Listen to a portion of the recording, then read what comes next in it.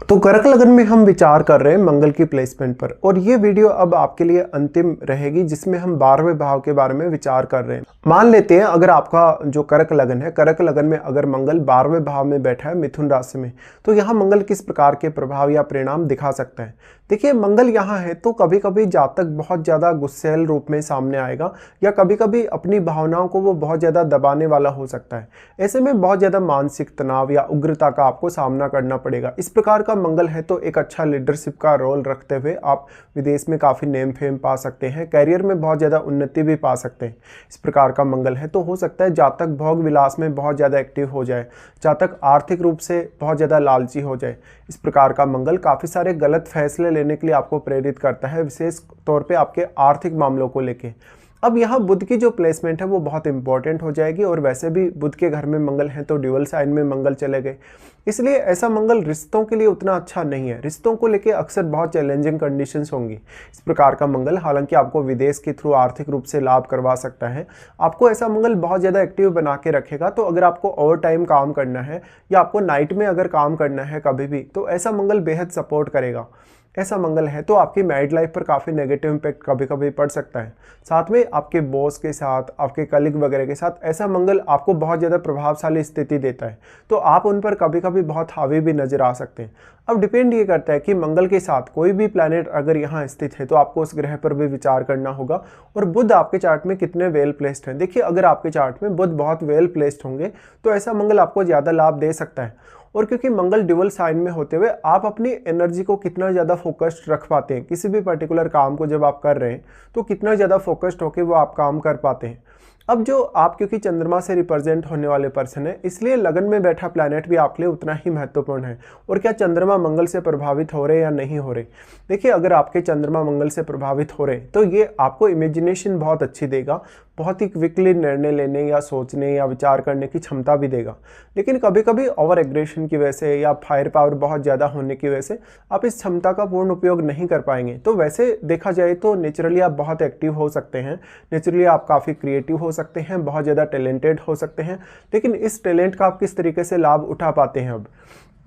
अब यहाँ मंगल के साथ जो बैठा हुआ ग्रह है आपके 12वें भाव में, वो भी उतना ही महत्वपूर्ण हो जाएगा, क्योंकि वो यहाँ मंगल से प्रभावित हुए बिना नहीं रह सकता। मंगल अपना फायरी प्रभाव उस ग्रह पर डालेंगे तो उसको और ज़्यादा एक्टिवेट कर देंगे, इसलिए वो ग्रह आपके आर्थिक मामलों में, कैरियर से जुड़े मामलों में बहुत बड़ी भूमिका निभा सकता है, या तो फिर वो आपको आर्थिक मामलों में कुछ चुनौतियाँ भी लाकर दे सकता है। अब मंगल आपके चार्ट में 5वें घर के स्वामी और 10वें घर के स्वामी हैं, इसलिए इन भावों के लिए अगर आप कोई भी कार्य अगर कर रहे हैं तो 12वें भाव का ज़्यादा से ज़्यादा यूज कर सकते हैं। ऐसा मंगल है तो कभी कभी नींद को लेके जातक बहुत ज़्यादा परेशान रहता है, उसकी रूटीन लाइफ में बहुत सारी चुनौतियाँ भी होती हैं।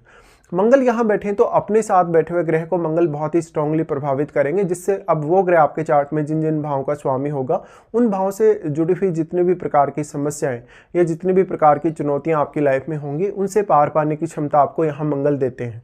मंगल अपने साथ बैठे हुए ग्रह को अब अपनी फायरी एनर्जी की वजह से प्रभावित कर रहे हैं, तो वो ग्रह अब किस प्रकार का है, किस प्रकार की एनर्जी या किस प्रकार का कारकत्व वो रखता है, ये बहुत इंपॉर्टेंट हो जाएगा आपके लिए। मंगल के साथ बैठा ग्रह अब आपके चार्ट में जिन जिन भावों का स्वामी है, उन भावों से रिलेटेड कार्य करते हुए आपको थोड़ा सा धैर्य रखना होगा, और प्लानिंग करते हुए भी आपको काफ़ी धैर्य रखना होगा, क्योंकि आपसे बहुत सारी गलतियां होने की भी संभावना हो सकती है, जिससे फिर आपको एफर्ट और ज़्यादा लगाना पड़ेगा। अब जो मंगल है, क्योंकि वो पंचमेश होके यहाँ आ रहे हैं, तो आपकी संतान का डायरेक्टली इनडायरेक्टली कोई भी संबंध फॉरेन से हो सकता है। जहाँ तक अपने आप को बहुत ज़्यादा आध्यात्मिक तौर पे भी कभी कभी डेवलप होते हुए देख सकता है, जब केतु का प्रभाव यहाँ है या बृहस्पति जैसे ग्रह का प्रभाव यहाँ है।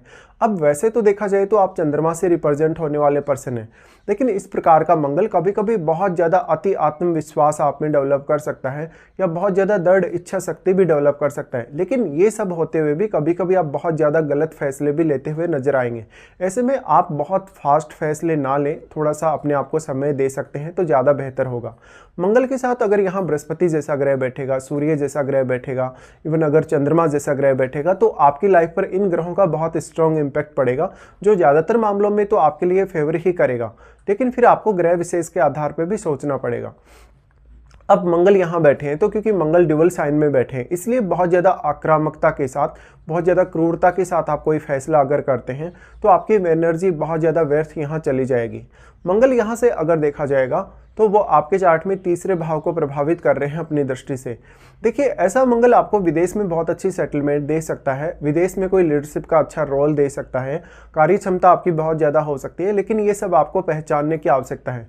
अब क्योंकि थर्ड हाउस पे दृष्टि डाल रहे तो आपको बहुत ज़्यादा एक्टिवेट करेंगे ऐसे मंगल, साथ साथ में आपके टैलेंट को भी मंगल बढ़ाने का काम करेगा।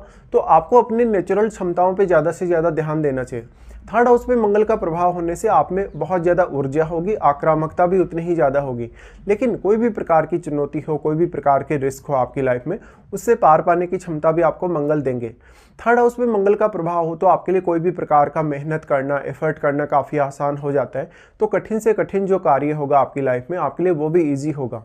लेकिन आपकी मेहनत, आपका एफर्ट या आपका जो भी कहीं ना कहीं जो भी चुनौती है आपकी लाइफ में, उसको किस हद तक आप देख पा रहे हैं, किस हद तक उसके लिए विचार कर पा रहे हैं, या कितना ज़्यादा फोकस्ड होकर आप अपना एफर्ट लगाना चाहते हैं, यह आपके लिए बहुत इंपॉर्टेंट होगा। तो कभी कभी यहाँ आपके भाइयों के साथ, रिलेटिव्स के साथ या पड़ोसियों के साथ कुछ दिक्कतें आ सकती है रिश्तों को लेके।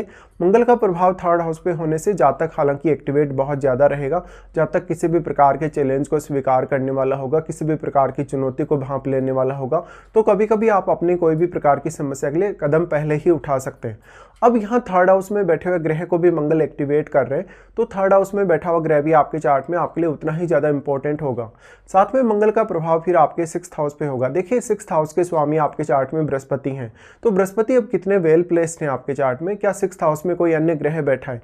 जो भी अन्य ग्रह बैठा है वो मंगल से प्रभावित होगा ही निश्चित रूप से, लेकिन जो सिक्स्थ हाउस के स्वामी हैं बृहस्पति, अगर उनका संबंध मंगल से हो तो बृहस्पति आपको निर्णय लेने में, सोचने या विचार करने में बहुत ज़्यादा मदद कर सकते हैं।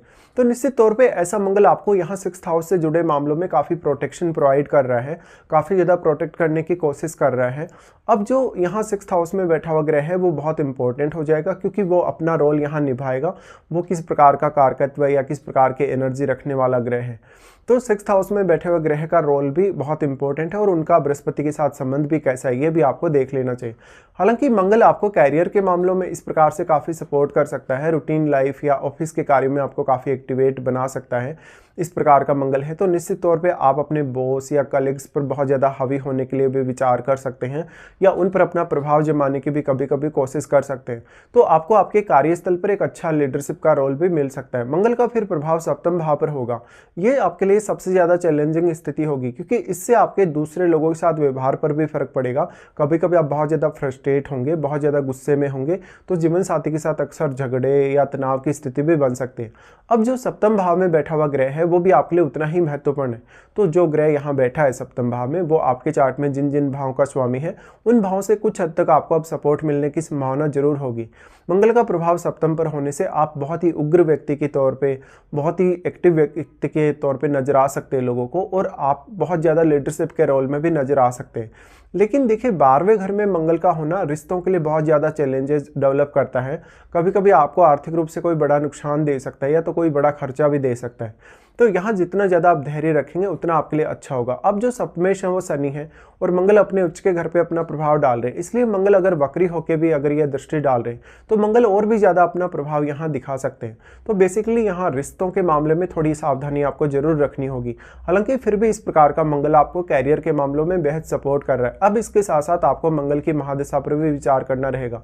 मान लो भले ही आपकी मंगल की महादशा किसी भी एज पीरियड में आने वाली है, लेकिन मंगल आपको उस दशा में इस प्रकार के प्रभाव दिखा सकते हैं। हालांकि आपकी एज पर भी डिपेंड करता है कि कौन सी एज पीरियड में आपको मंगल की महादशा आने वाली है।